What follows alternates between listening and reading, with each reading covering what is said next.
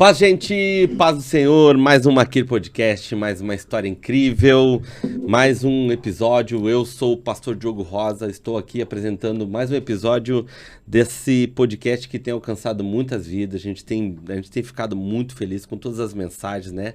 O pessoal lá da Itália mandou um alô pra gente, beijão, gente, o pessoal também de Londres, o pessoal dos Estados Unidos, lugares onde Deus está mandando fora do Brasil e pro nosso Brasilzão, né?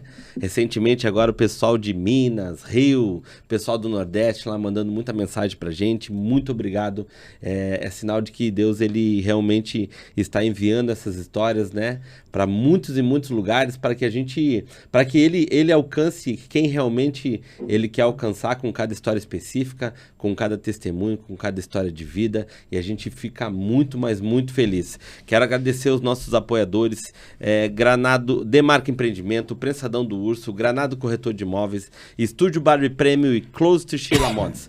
Você que quer se tornar nosso parceiro, por favor, vai estar passando nossas redes sociais aí. Vai ser um prazer ter vocês com a gente para ajudar a gente cada vez mais levar essa mensagem de Jesus em muitos lugares. Aproveita, Amém. Se inscreva no nosso canal.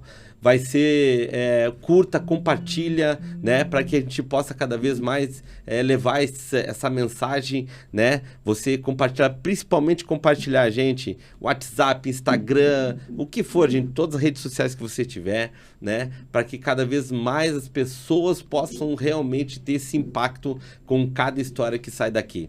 Gente, depois do intervalo, eu tenho certeza que você não vai se arrepender. Fica aí, porque é mais uma história incrível em que Jesus, ele entrou em cena, e quando ele entra em cena, jamais a pessoa vai ser a mesma. Deus abençoe a todos. Maquir Podcast.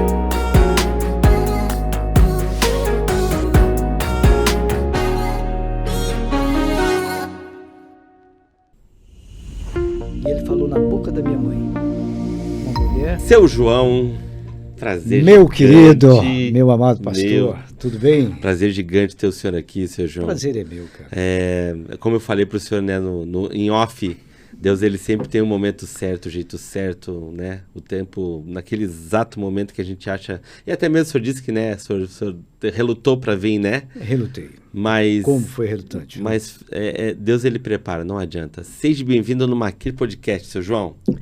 O prazer é meu, Diogo. Estar aqui, poder ser usado pelo Espírito Santo de Deus para trazer um testemunho, uma história, né, que foi escrita pelo Senhor Jesus e que essa história me trouxe aqui com uma superação muito grande. E, olha, nada mais do que agradecer ao Senhor Jesus por esse momento que eu estou vivendo agora. Iniciando, inclusive, falando aí para todos os seus ouvintes aí, os que participam do seu podcast, Amém. Que é maravilhoso, tem salvado vidas, tem transformado, libertado almas que o Senhor Jesus tem colocado no seu caminho. Amém. Nós estamos aí iniciando o nosso caminho de volta. Isso vai ser um canal que nós vamos estar aí no YouTube, no TikTok, no Instagram, levando a mensagem do Senhor Jesus de superação, de libertação, com o nosso testemunho. Top.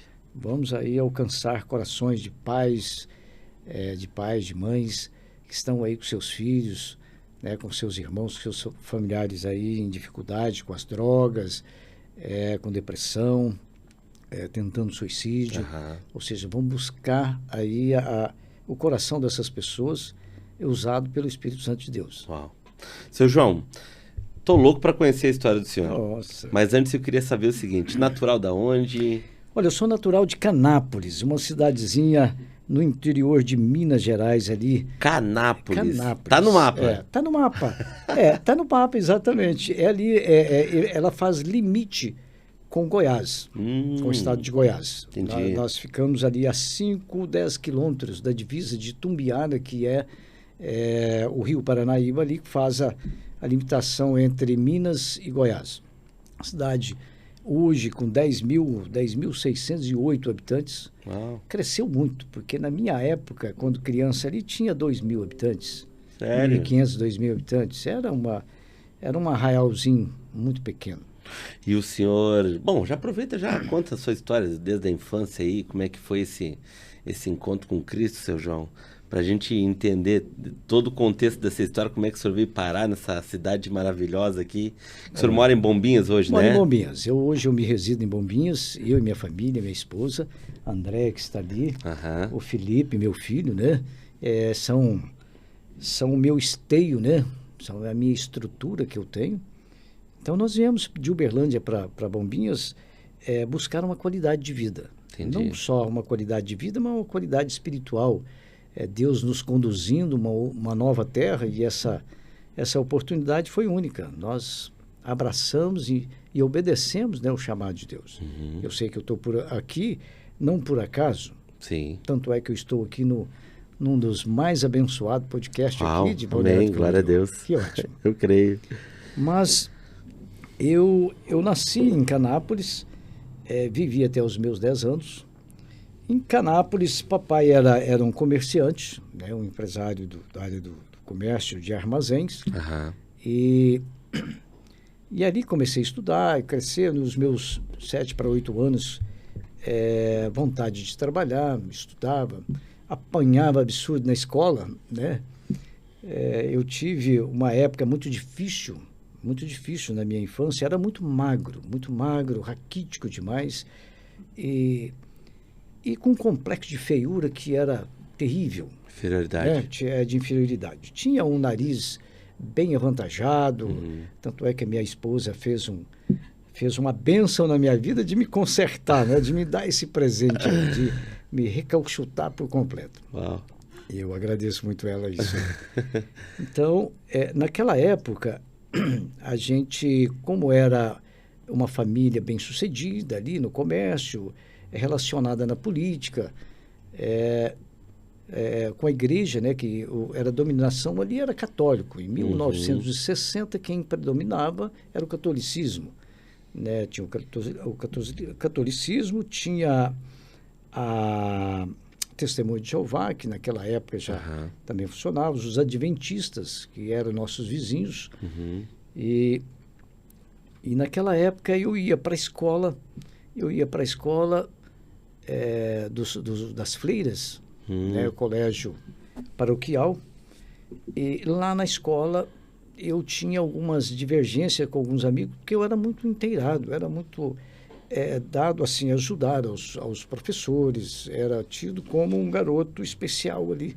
Entendi. No meio daquela turma. Então tinha muita inveja dos coleguinhas ali, os coleguinhas arquitetavam ali para me pegar de fora da escola, e sempre... Isso foi me trazendo um trauma enorme. Poxa, eu não dava conta de brigar com essas crianças lá, com esses jovens, e eu acabava apanhando, e apanhava, e o meu irmão do meio, que é o Paulo Roberto, ele trabalhava com meu pai, e um enciumado, porque era o único que trabalhava com meu pai. Então, ou seja, tinha um ciúme e um medo enorme da gente aproximar do meu pai nesse armazém. Ele tinha armazém, tinha um cinema, foi o precursor ali de colocar um cinema na cidade. Entendi. E tinha um posto de gasolina do lado. Então, a gente tinha um perfil de uma família bem-sucedida. E o meu irmão, ele não queria que nós entrássemos para trabalhar com meu pai. Então ele fazia de tudo para nos prejudicar. Era danado. E nessa época ele dava, nós tínhamos uma sorveteria e os garotos iam lá comprar sorvete e tal, picolé, e ele falava, eu vou te dar aí um sorvete, você vai ficar uma semana aqui chupando sorvete, mas você tem que dar um couro no João Luiz. O João Luiz tem que tomar um couro, eu não quero ele aqui não, tal, no bar, porque ele quer vir trabalhar aqui, eu vou falar para meu pai que ele está fazendo muita bagunça na escola, ele queria me prejudicar, ele tinha uma dificuldade em aceitar essa harmonização, né? Ter essa harmonia ali dentro do trabalho, todo mundo aprender, ele aprendeu, eu aprendi. O meu irmão mais velho, que é o Vander Rocha, Vander Rocha foi um grande jornalista, radialista e jornalista ali em Uberlândia. Eu já vim de família da locução, da comunicação, que meu pai também foi muito presente nessa parte de comunicação, na Igreja Católica, ele participava demais, e ele que fazia aquelas quermesses, aquelas coisas, tudo, ele que falava em público, então ele foi muito, muito dado a essa... Uma oratória boa. E tanto é que ele veio para Uberlândia, que seguindo, já a gente parte ali para Uberlândia, quando nós mudamos de Canápolis, ele se tornou locutor e foi um dos melhores locutores ali de Uberlândia, né? Uau. Foi. E nessa época, esse menino me perseguiu, começou o Júnior. Júnior é até um grande amigo, depois crescemos e se tornamos grandes amigos. Mas nesse dia, para eu, naquela situação, me reafirmar como homem, né, corajoso, eu falei, gente, eu tenho que arrumar alguma estratégia para que eu possa quebrar isso, esse medo. Eu tinha um pavor, eu ia para a escola, eu tinha até medo de ir para a escola. E eu contava isso para o meu pai não tinha tempo, nós somos em 7 irmãos, graças a Deus todos vivos, né? Tem só um agora que está adoentado, com uma enfermidade, teve um transplante de fígado, agora fez um transplante de rim. Esse é o Paulo Roberto, é o meu perseguidor da infância, né? É o meu perseguidor da infância. Mas é um amado, eu tenho levado a palavra de Deus para ele, tocado no coração dele para aceitar Jesus. Em nome de Jesus. Tem. A minha família praticamente toda precisa voltar. Deus precisa ouvir, né? Que ouvir, ele está ouvindo Ele só precisa atender o meu pedido ali e tocar o Espírito Santo para fazer a obra. Mas nessa época aí, eu indo e vindo para a escola, falei, eu vou arquitetar alguma coisa para que eu quebre isso de uma vez, eu quebre esse medo. Eu sou corajoso, eu sou homem e tal, e no meu trabalho, no meu trabalho que eu efetuei lá no armazém do meu pai, eu já me sentia como um empreendedor. Eu queria ser um empreendedor desde os meus 8 anos de idade. Aí eu falei, eu vou arquitetar isso aí para que dê certo.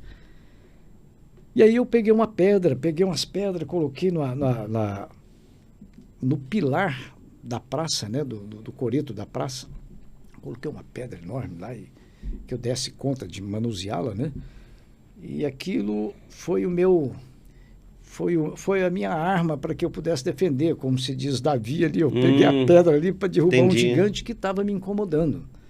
E na infância, a minha mente era tomada pelo medo, pela inferioridade, né? Eu sou mais feio da igreja, eu sou mais fraco, eu sou rejeição. Rejeição completamente. O inimigo, como diz aquele livro, O Mais Esperto que o Diabo, de Napoleão Hill, tem lá uma passagem que fala nitidamente que ele trabalha na gente ali pelos 7 anos, 8 anos. E é evidente que os pais devam tomar essa precaução e olhar os filhos, participar da vida de seus filhos, porque o papai naquela época não tinha tempo para conversar, para dialogar, para ter uns momentos com os filhos. Trabalhava das 6 da manhã às 10 da noite. Então era um homem extremamente dedicado ao trabalho e ausente da família. Né? Era um querido, era um homem honesto, extremamente honesto. A conduta, o comportamento do meu pai era imprescindível, não tinha o que falar, né? Sem chance. E naquela época, eu Peguei essa pedra e quando o menino saiu da escola, eu esperei ele. Saí antes, esperei ele lá fora. Eu falei, ele prometeu que ia me dar um couro lá ao sair da aula. E eu esperei ele lá. E eu falei, eu vou te esperar lá de fora então. Então nós vamos encontrar e nós vamos tirar isso a limpo. E naquele momento eu falei, poxa, é hoje. Hoje eu tenho que ter coragem de enfrentar esse cara e fazer alguma coisa. Eu sou muito magrinho, não vou dar conta de bater nele, mas eu vou dar uma pedrada nesse cara. De forma que eu vou machucá-lo e ele nunca mais vai mexer comigo. E foi dito e feito.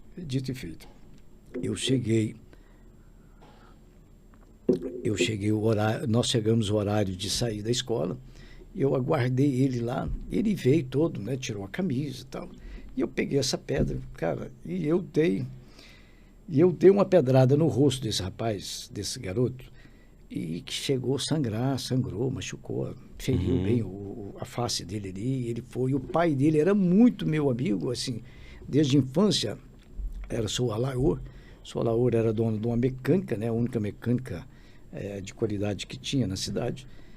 E eu falei, poxa, como é que eu vou fazer com agora como é que eu vou encarar a família, o Sou Alaor, a esposa e tal, né, a mãe dele. E falei, poxa, agora complicou tudo. Mas eu machuquei tudo, isso, o pai ficou sabendo, foi lá no bar, ele já entrou em contato com meu pai, naquela época, eu estou até falando, mas o telefone veio depois de 62, que começou 62, 63, que foi instalado, né, a CTBC, que era a Central Telefônica, Brasil Central Telefônica de Uberlândia, ali do Triângulo Mineiro. E aí, ele falou, Joãozinho, mas o que você fez com o Júnior e tudo? Eu falei, olha, acontecia isso já vem por um tempo e tal, e ele vem me batendo e eu passando vergonha, e reuni aquela garotada, né, para assistir a luta ali do João e Júnior, né? Olha só, João e Júnior. E aí machucou ele bastante e tal, e ele ficou bons dias, né, com o rosto, não podendo ir para a escola. E naquele momento, eu acho que foi um momento de reflexão da vida dele. E nesse meio tempo, eu fui na casa dele. E fui conversar com ele. Ele falou, Júnior, mas, poxa vida, cara, nós somos amigos, seu pai, eu sou de dentro da sua casa. E a gente não podemos viver dessa forma. E eu queria, naquele momento, aquele momento foi um momento que o inimigo trabalhou na minha cabeça, lá na infância, para ser mal. Eu tenho que mostrar o meu lado mal. Só vou ser homem de verdade se eu for me tornar mal. Um cara mau, sem compaixão de ninguém. Então, eu vou continuar sendo mal. Querendo ou não, também é uma brecha onde, dentro de lugares, principalmente específicos, dentro de escolas, abre mais a brecha para aceitação, né? Parece que aceitam muito mais as pessoas que trabalham, que entram dentro de uma situação dessa, de lado errado, do que provavelmente com o lado certo, né? Porque o certo daí é aquele que só faz ser certinho. Pertencente, né? Ser pertencente. Se sentir pertencido, na realidade, né? E é verdade, rapaz. Naquela época ali, eu toda a vida fui uma pessoa assim, muito reservado. Né? E se tem alguma coisa errada, e mesmo naquela época na escola, desde criança, se eu via que tinha alguma coisa errada, se um estava abusando do outro, alguma coisa, aquilo não batia com a minha realidade, com a minha verdade. Eu achava que a amizade era o ponto mais primordial na nossa vida. Sim.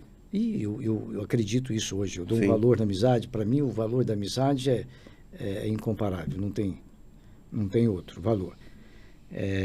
Então, nessa época, aí eu comecei dessa parte para frente. Aí descobri, fui lá na casa do Júnior, conversar com o Júnior, e o Júnior me contou. Falou, não, mas o Paulo, eu faço isso com você porque o Paulo me dá sorvete, de vez em quando me dá um dinheirinho e tal, né? Olha só.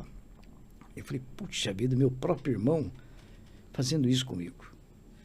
Aí o meu ódio, a minha raiva ficou, né, foi lá no pico. Eu fiquei estressado com aquilo, foi tirar uma satisfação com o meu irmão. Aí brigamos, discutimos e tal. E o meu pai, para consertar tudo aquilo ali, eu conversei, foi uma das primeiras vezes que eu pude conversar com meu pai. Contei a situação para ele, o que estava se passando. Ele falou, não, então vamos fazer assim, o que você quer trabalhar aqui? O que você quer trabalhar aqui? Tá, não, eu queria vender, eu quero vender, eu vejo o senhor fazendo as coisas aqui, eu quero ser igual ao senhor. Eu preciso ser igual ao senhor. Eu acho bonito do jeito que o senhor fala, que o senhor atende, as pessoas gostam do senhor demais e tal. Tá, mas não tem jeito, aqui você é muito petitinho, você é muito pequeno, o balcão lá, eu não enxergava nem direito as pessoas, né? Eu falei, tá, então vamos fazer o seguinte, na hora de... nós tínhamos uma serpentina lá de fazer sorvete, então eu ficava na pá, né, segurando o sorvete, porque tinha uma máquina ali que fazia o trabalho de manusear o sorvete ali, e eu que ficava na pá. E fui fazendo e fui observando toda a trajetória ali do meu pai, chegando, trabalhando, o que ele fazia, varria o ambiente, ele colocava as mercadorias de uma forma, de outra. E aí tinha o meu irmão mais velho, que é o Vander, que era minha paixão, né? Sempre o irmão caçula, que naquela época eu ainda era caçula, não tinha vindo os outros. Era o Rapinha do Tacho ali, né? Eu queria ser igual ao meu irmão. Meu irmão era um cabelo lindo, tipo índio, né? Porque, na realidade, Goiás, Canápolis, aquela região do Triângulo Mineiro ali, foi habitado pelos índios, né? Na época. Então, o cabelo dele era lindo, lindo. Ele era um cara, assim, para mim, que era um fenômeno. Entendi. E aí eu queria segui-lo. Falei, poxa, eu preciso ser igual ao meu irmão, preciso ser bonito igual ao meu irmão. Mas a minha boniteza era por dentro, é interior. Sim. Não tinha nada a ver com o meu exterior. O dele era exterior, porém, do lado de dentro era um espertalhão, era um garoto mais maldoso, ele tinha uma visão para outras questões, para prostituição, por exemplo, que as meninas eram doidas com ele naquela época, né? Então ele caminhou mais para a imoralidade, e a imoralidade foi levando ele para as drogas. E isso mesmo lá no interior. Entendi. Cara, eu nunca sonhava naquela época o que era droga. Eu não imaginava assim que pudesse alguém da minha família ou eu ser envolvido num patamar desse aí. E o meu irmão já estava se envolvendo. Nós tínhamos um primo, e esse primo ia muito em Uberlândia. Uberlândia já era uma cidade bem desenvolvida. E ali em Uberlândia ele se envolveu com alguns garotos que mexiam com droga e levou isso para Canápolis. Então foi aonde que ele começou a vender uma droguinha aqui, outra ali, ensinar os meninos a comprar na farmácia, que naquela época usava-se muito, a maconha, que era toda a vida foi uma das drogas mais usadas. A porta de entrada, né? A porta de entrada, perfeito. Mas os outros seriam injetáveis, né? Naquela época se injetavam muito, sim, muito. Nos anos 70, 60, 70, se injetava muita droga, que era a cocaína, o LSD, o ácido, né? Então, naquela época ali, o meu irmão já tinha começado a viver essa experiência. E eu não me atinava o que estava acontecendo com o meu irmão. Eu sabia que ele era ligeiro, rápido, por que ele era ligeiro, rápido, por que ele fazia as coisas. Então, e eu queria acompanhá-lo. E gostava demais dele. E era o irmão que eu tinha um amor incondicional com ele. E aí, nessa época, nós tínhamos uma engraxataria. Lá ele tomava conta da engraxataria. Só que ele tinha um pavor de alguém ver ele mexendo com sapatos, porque ele era muito bonito. Ele foi pego, o inimigo pegou ele lá na infância, como é que eu diria para você, na simpatia, não na simpatia, perdão, na beleza, né? Na beleza, no encantamento. O espírito de encantamento pegou ele naquela época, quando garoto, e dominou a cabeça dele. E mexe o ego, orgulho, tudo. Ego, orgulho, foi... eu sou o Vander Rocha, né? E tanto é que foi isso muitos anos. E aí depois até quero trazer um quadro dessa desse malefício na vida das pessoas, como ele hoje vive, né, esse malefício ainda, até hoje. É o reflexo do passado.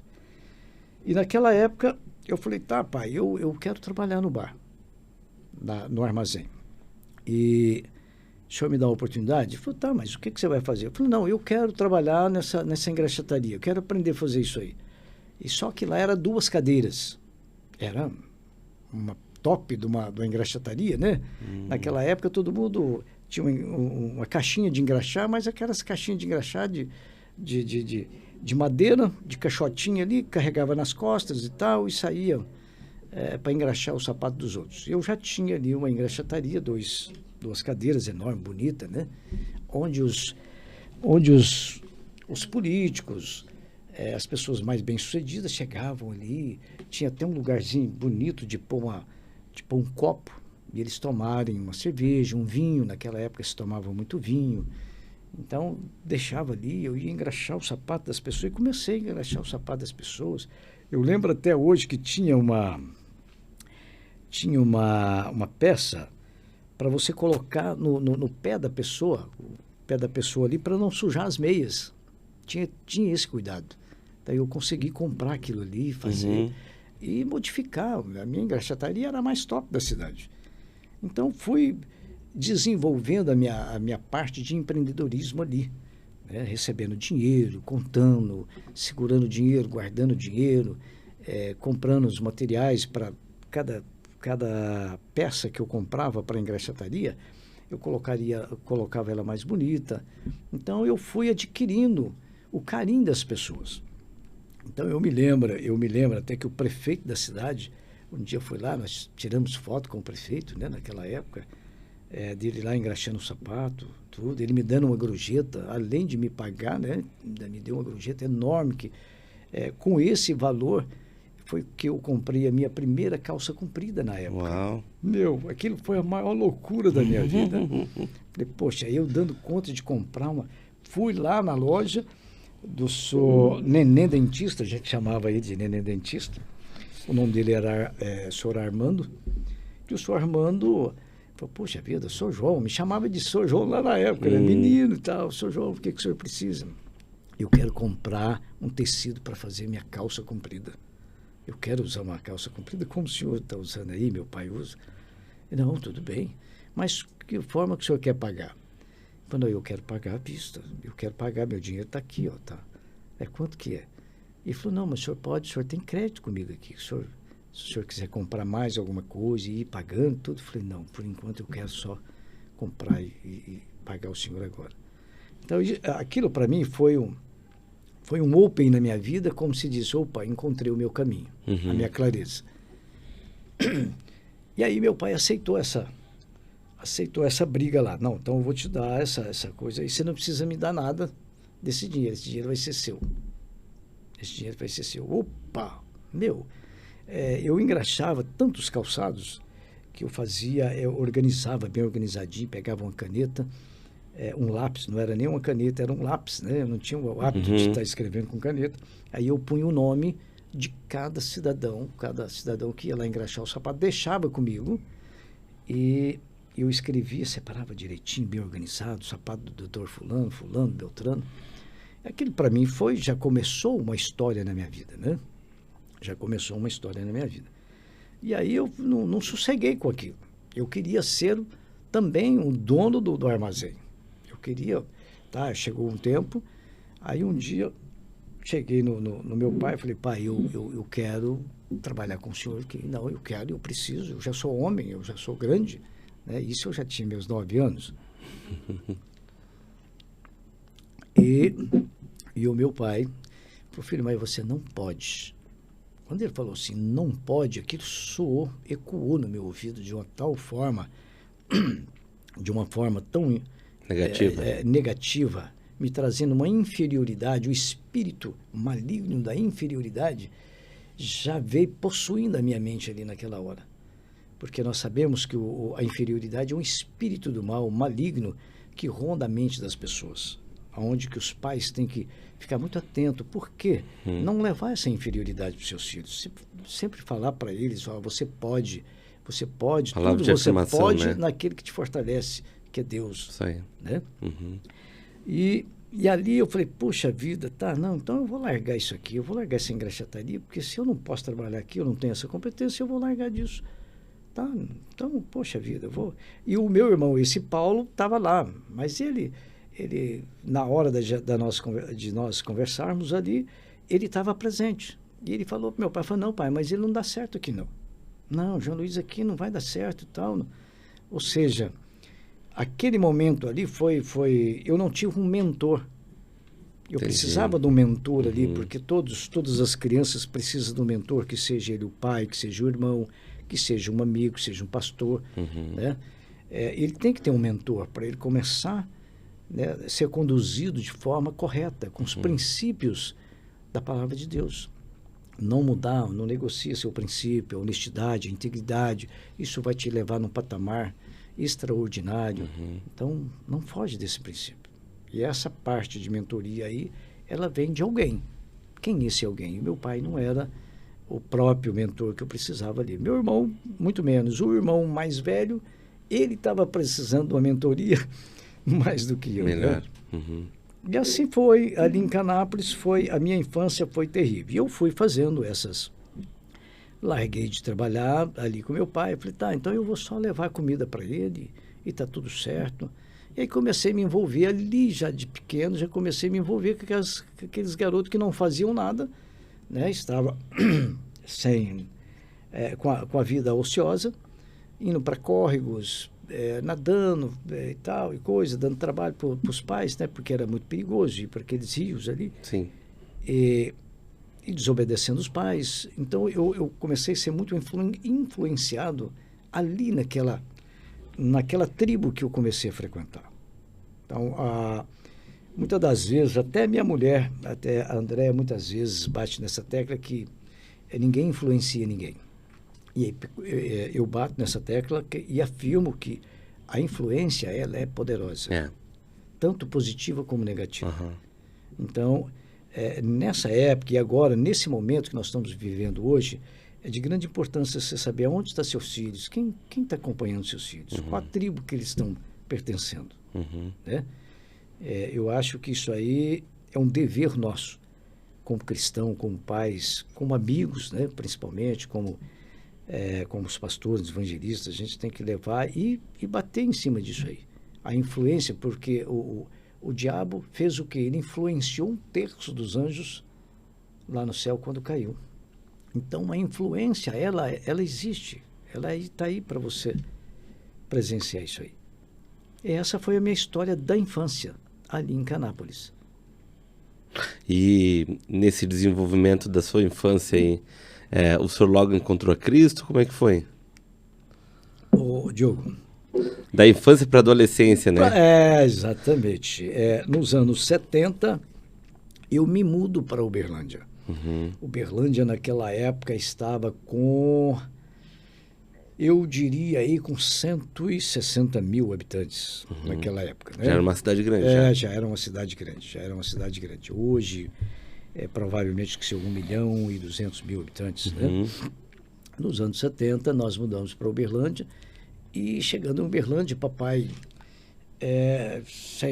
tinha duas opções. Goiânia, que os meus familiares, principalmente pro lado da minha mãe, tudo mora em Goiânia. São de Goiás ali. E o meu pai, a família dele de Uberlândia. E o pai dele, por ser um senhor naquela época doente, tinha quebrado a perna, ele preferiu morar em Uberlândia para ajudar os pais também, né? O papai era muito familiar, era um senhor muito respeitado, né? Principalmente no seio familiar. Ele era o equilíbrio de toda a família. Então viemos para Uberlândia, ele tentou, não quis mexer mais com comércio, devido a uma enfermidade que ele adquiriu, que é Chagas, que naquela época não tinha remédio, não tinha nenhum medicamento que ajudasse no tratamento das Chagas, por ele ter morado em fazendas, em lugares bem precários, né, na vida dele. O barbeiro picou ele e ele acabou ficando chagoso. E a chaga dá problema no coração, atinge outros órgãos, né? E ele veio para Uberlândia nos anos 70 também na iminência de fazer um tratamento, de buscar um tratamento.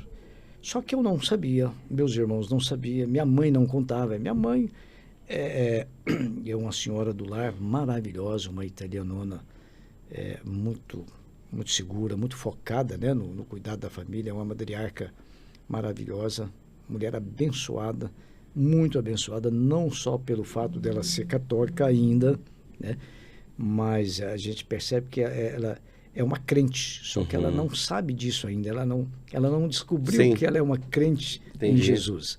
Ela só tem os hábitos, né, do catolicismo que veio, a filosofia católica, né, que até hoje. Mas Deus há de alcançá-la, porque eu tenho certeza que Deus está preparando esse momento para mim, vai me dar esse presente. Em nome de Jesus. Com certeza. E aí mudamos para Uberlândia nos anos 70, e a partir daí começou toda uma trajetória complexa demais na minha vida. Eu vim para Uberlândia, não sabia o que era uma cidade grande. Minha cidade tinha 2.000 habitantes, né, naquela época. É uma cidade que, gente, morria de vontade de ter uma bicicleta. Morria de vontade. Meu pai tinha uma Humber, naquela bicicleta antiga, acho que de 34, de 1940, naquela época. E era um luxo, era uma coisa, era como se diz o Mustang, não, naquela época, Mobic, né? Aqueles carros antigos, o rabo de peixe ali. E nos anos 70 chegamos em Uberlândia. O papai foi trabalhar com rádio, começar a fazer algumas conexões ali com o Geraldo Ladeira, que era dono da Rádio Bela Vista. Mas para dar conta de toda a família ali, ele começou a vender Avon. Papai era um homem extraordinário, empreendedor, era um homem assim que não negava nenhuma. Ele queria saber que ele tinha 7 filhos para cuidar. E isso para mim, hoje, trazendo para a minha realidade, como foi um grande homem na história da minha família, o meu pai. E eu, na realidade, eu não honrei o meu pai. Eu não honrei ele, porque ele estava doente, ele precisava de um suporte, ele criou os filhos, ele deu a vida pelos filhos, e nós não demos a vida pelo meu pai. Isso me machucou muito, depois da morte dele, que eu fui me atinar, que foi em 1977, que eu fui atinar o que eu fiz da minha vida. Mas dos anos 70 para frente, ele trabalhava de garçom, de vender Avon. Ele trabalhava na rádio, ele participava da igreja, ele era um homem ativista tremendo. Tudo ele participava, ele estava interagido com tudo e com todas as pessoas ali na sociedade. Na política, por exemplo, né? Muito querido em Uberlândia. E naquela época ali, como muito garoto, e o meu irmão dando trabalho, meu irmão foi para Uberlândia, aí ele se envolveu mais com as drogas. Mas envolveu de forma assim que o trabalho que ele estava dando para minha família era loucura. Muita picada, né? Naquela época tomava-se muito picada, drogas injetáveis, e às vezes ele caía no alpendre da nossa casa, lá no jardim da nossa casa, e às vezes passava a noite, e eu saía procurando ele na rua, ajudando e procurando e tentando. Às vezes a polícia queria prender ele, eu pedia e chorava, não, então leva ele para sua casa. Então, aquilo foi me magoando, e eu tentando tirar o meu irmão das drogas, tentando, dava dinheiro para ele, falava, não, você quer um dinheiro para você passear, sair com suas namoradas? Tudo bem, bacana, mas me leva com você, por favor, me leva, tal, eu quero estar junto com você.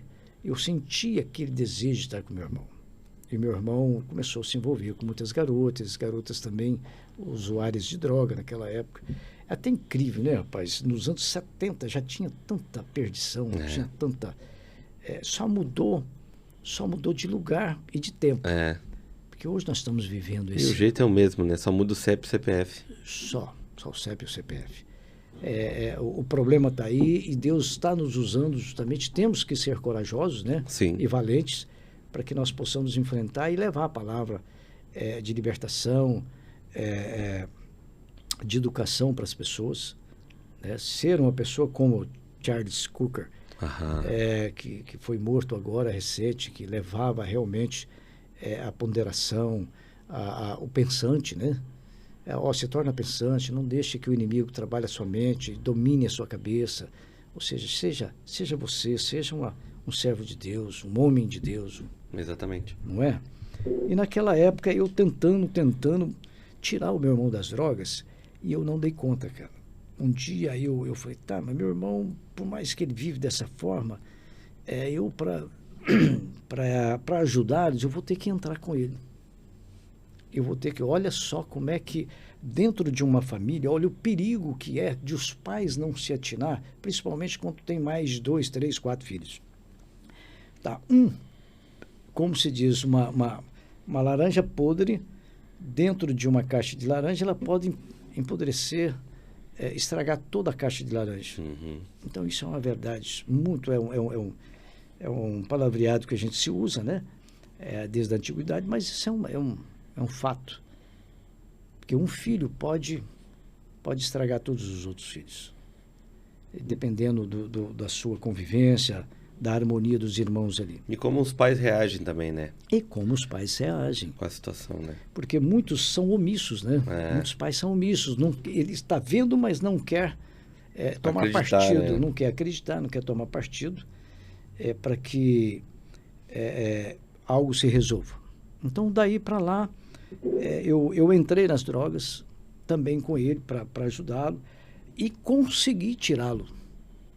Lá para os anos 80, eu lembro que nos anos 80 eu consegui tirar o meu irmão.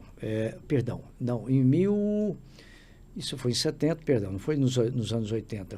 Eu fui internado dessa época, eu comecei a dar tanto trabalho para meus pais, minha mãe, meu pai, comecei a dar mais trabalho para os meus pais do que ele. Ele começou a ficar mais na dele, começou a enxergar as coisas de uma forma diferente.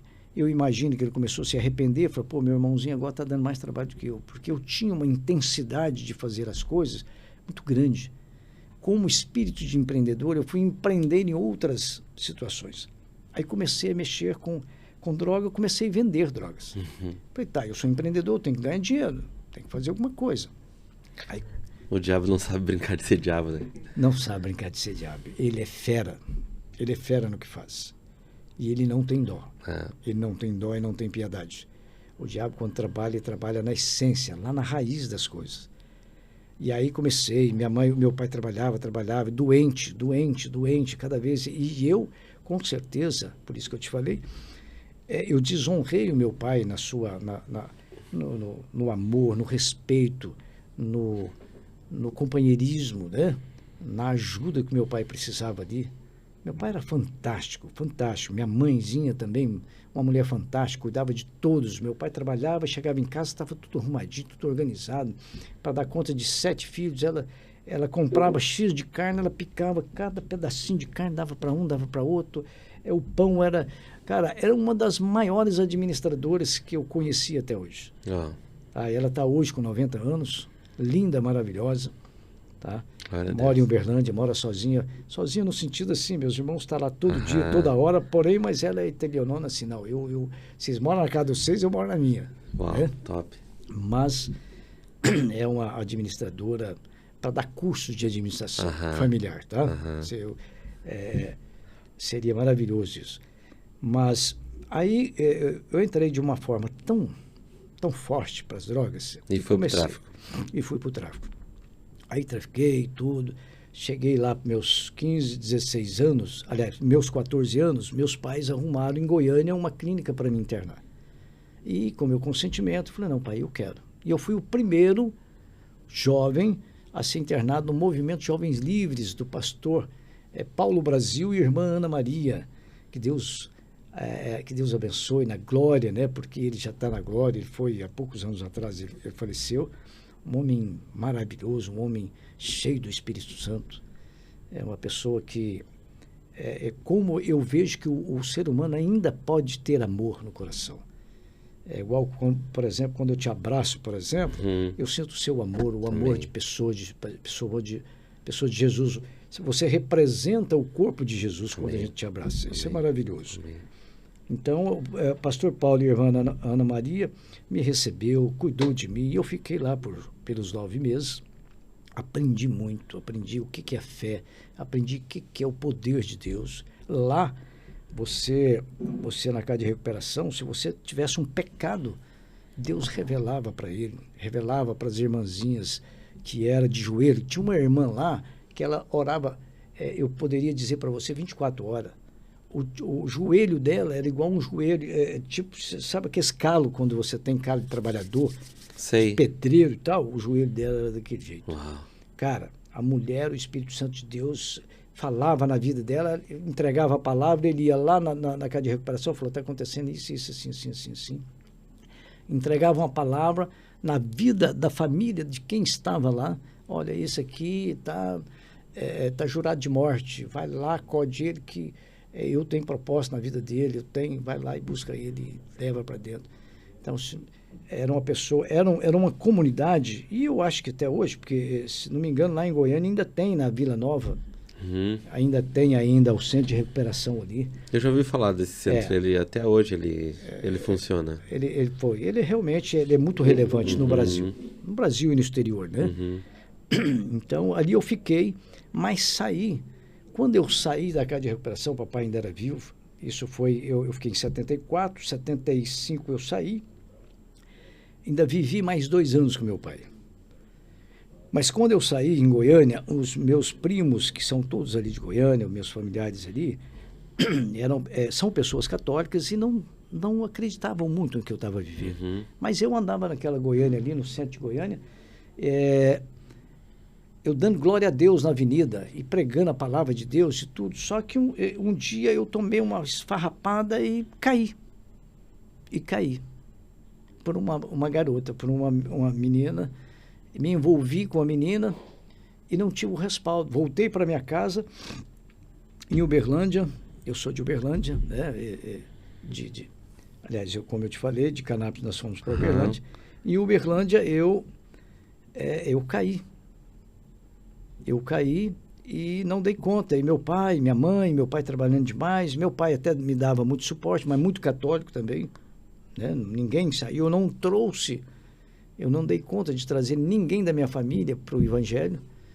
Então ficou naquela lá e eu fiquei sendo rejeitado ali naquele contexto. Então começou muita coisa em cima de mim. Não, o João Luiz não vai dar para nada. João Luiz... Então, desde pequeno, eu tinha muita rejeição e muita palavra negativa.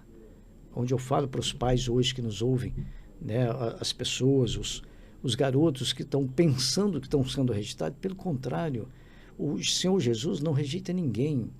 Você só tem que olhar para Jesus, Amém. Só para Jesus, porque a humanidade, as pessoas, elas próprias se rejeitam, porque às vezes elas não dão conta de ser o que são, ou o que desejam ser, e acabam se sentindo rejeitadas, né? Então, ali, depois que eu encontrei Jesus, voltei para Uberlândia e fiquei em Uberlândia por um tempo. Papai faleceu em 77. Quando o papai faleceu em 77, aí que eu saí mais ainda para o crime, né? Para toda uma vida de criminalidade. Falei, olha, eu estava com uma pessoa, fui envolvido, ou seja, eu achei que estava com a pessoa certa. E me envolvi num crime, e aquilo para mim foi assim o início de uma outra era de maldades. Ladeira abaixo. E eu já tinha conhecido o poder de Deus. Eu já tinha, em 1974, como eu te falei, conheci o poder de Deus mesmo na minha vida. Mas o diabo viu que eu ia ser um grande homem de Deus, ele veio com todo o inferno em cima de mim. Ou seja, não, eu vou destruir isso, eu tenho que destruir esse cara. É igual... acabamos de falar do Charles Cooker, um idealizador, um pensante com grandes ideias revolucionárias para o bem, né, para Deus. Deus ia usar ele de tantas maneiras maravilhosas que tiraram a vida dele. O diabo atacou ele de outra forma que ceifou a vida dele. Então, naquela época, o diabo queria ceifar a minha vida de toda forma. Eu falei, não, mãe, tal, mas eu era menor naquela época, né? Não podia ser preso, que a lei até hoje faculta, né, o menor de idade. Mas eu conheci o doutor Sebastião Lindes, que era um juiz de direito em Uberlândia, era muito amigo do meu pai. Meu pai era uma pessoa muito relevante na cidade de Uberlândia. E falou, olha, minha mãe foi lá, me levou, falou, conta para o juiz, pai, o que ele fizer, você tem que pagar. Minha mãe é muito honesta, muito honesta. Toda a minha família é muito honesta, né? Os meus irmãos, minhas irmãs. E eu vim com esse princípio de honestidade, de integridade. E ela falou, vamos lá, vamos contar. E eu contei para ele, só que ele me deu a oportunidade. Eu não vou te mandar para a FEBEM, porque na época se mandava para a FEBEM, garotos menores de idade, né? E falou, não vou te levar não, porque lá você vai se perder de verdade. Eu vou ouvir sua mãe, eu gosto mais da família de vocês e respeito demais, em respeito do teu pai, a memória do seu pai. Não vou fazer isso com você. E eu fiquei em Uberlândia trabalhando no fórum. Ali no fórum era para eu ter tomado todo um segmento diferente na minha vida, formar para advogado, para direito. Eu tive toda a oportunidade. Tanto é que eu estudei até o 2º ano de direito ali, né, juntamente com o promotor, que era o Dr. Paulo Roberto Cacheta. E depois parei também de vez e acabou o tempo que eu tinha que ficar ali como menor, né, a parte prisional ali, e saí, fui mexer com droga de novo. Mexi com tráfico, mudei para o Rio de Janeiro. No Rio de Janeiro conheci algumas pessoas ali, como o Escadinha, né, que é o Paulo de Ensino Escadinha, Paulo de Oliveira Escadinha. E aí ficamos ali, né, fiquei morando em Copacabana há muitos anos e ali no Morro do Alemão, frequentando e fazendo os corre ali para aquele pessoal todo ali. Então, ou seja, dessa parte para cá, a minha vida se tornou realmente um inferno. E eu conhecendo a Deus. E olha que eu ia nas igrejas, ia num lugar, ia no outro. E conhecendo a Deus. Aí eu fui para Belo Horizonte. Eu fui levar uma droga em Belo Horizonte, que nós tínhamos ido na Bolívia. E na Bolívia, voltando, o chefe lá da Bolívia, né, do tráfico de droga da Bolívia, que era o senhor Juan Marquez, falou, olha, eu preciso que você leve uma encomenda no Rio de Janeiro para mim, em Belo Horizonte. Tem uma encomenda, você é mineiro, você conhece toda a região, então ali você vai fazer um trabalho para nós. Beleza. Fui levar, levei, passei, consegui entrar dentro da aeronave, alugamos uma aeronave, levamos, descemos em Congonhas, em Belo Horizonte, e chegando em Belo Horizonte, eu conheci uma garota, e essa garota tinha uma conexão com um traficante de lá. Era o mais forte lá que era lá da favela Pedreira, Belo Horizonte. Só que o cara era muito malandro, muito espertalhão e tal, no mundo do tráfico, muito traíra, né? Sim.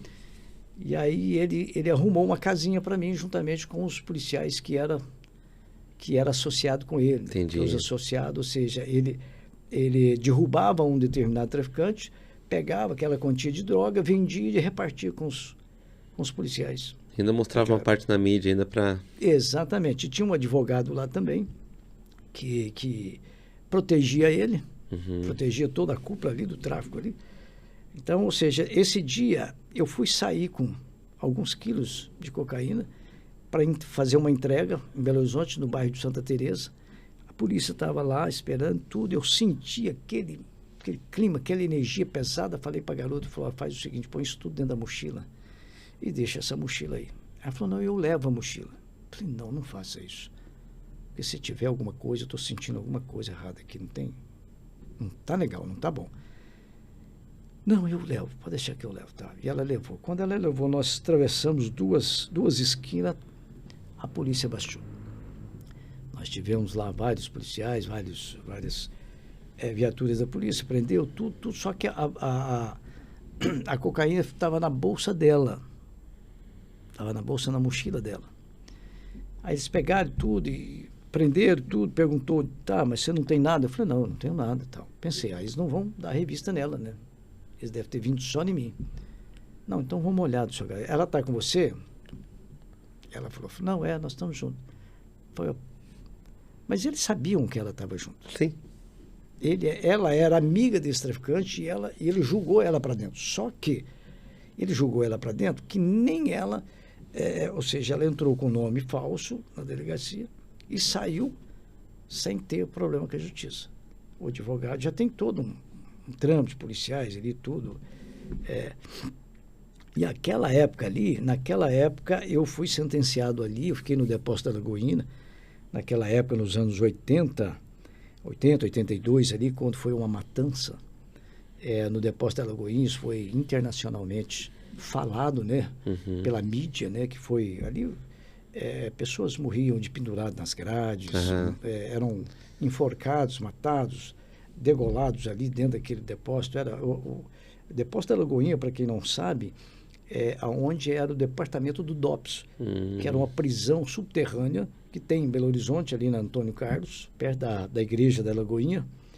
E essa prisão você não tem como sair. Ela é subterrânea e por isso chamava-se de inferno da Lagoinha, porque de manhã até meia-noite era espancamento direto. Os policiais eram endemoniados. Era diabolicamente usado para quebrar perna, braço. Quantas pessoas que foram quebrados, mortos ali dentro por policiais e falaram que eram presos, tal, e não era.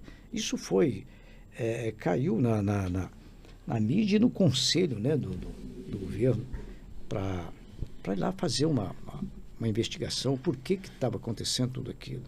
Então era algo assim, que se um policial passasse na porta da cela na ocasião, se você estivesse conversando e ele se irritasse com você, ele pegava você e tirava da cela e te espancava até você não aguentar mais e jogava de volta. Não sabia se você ia aguentar, se ia morrer ou não. Então foi o período mais triste da minha vida. Viu muita coisa. Meu Deus, olha, eu nunca vi tanta crueldade. Quando fala que você passa pelo Vale da Sombra da Morte, ali eu passei pelo Vale da Sombra da Morte. Realmente eu passei pelo Vale da Sombra da Morte. É onde a gente percebe, né, Sr. João, que existe realmente pessoas ruins, né? Meu Deus. Sem um pingo de nada, de amor, nada. Amor é algo que, sim, tem pessoas que amor é algo que quilômetros de distância tá essa palavra, sentimento. Eu acho que quando converte um ser humano desse, que o diabo já dominou ele de uma tal forma, entrou na mente dele, porque ele passa a ser um cavalo do diabo, né? Ali os espíritos ruins estão montados em cima dele ali, direcionando ele para o que eles querem que ele faça. E só que tinha um inspetor da polícia lá, da Polícia Civil, que era o diretor do sistema prisional lá. Eu não me lembro agora no momento o nome dele, mas é uma pessoa fantástica, um homem maravilhoso. A minha mãe foi me fazer uma visita. Eu tinha 1 ano que eu estava lá. A minha barba já estava enorme, meus cabelos, e eu magrinho, né? Porque lá você só comia uma vez e de noite tomava um lanche, né? Uns pão, bastante pão e tal. Então, ou seja, naquela época, Deus me guardou de uma tal forma ali dentro, que teve um rapaz que chamava João da Creche, eu nem sei se ele é vivo até hoje, mas chamava João da Creche. E esse João da Creche um dia encasquetou comigo e queria me matar de todo jeito.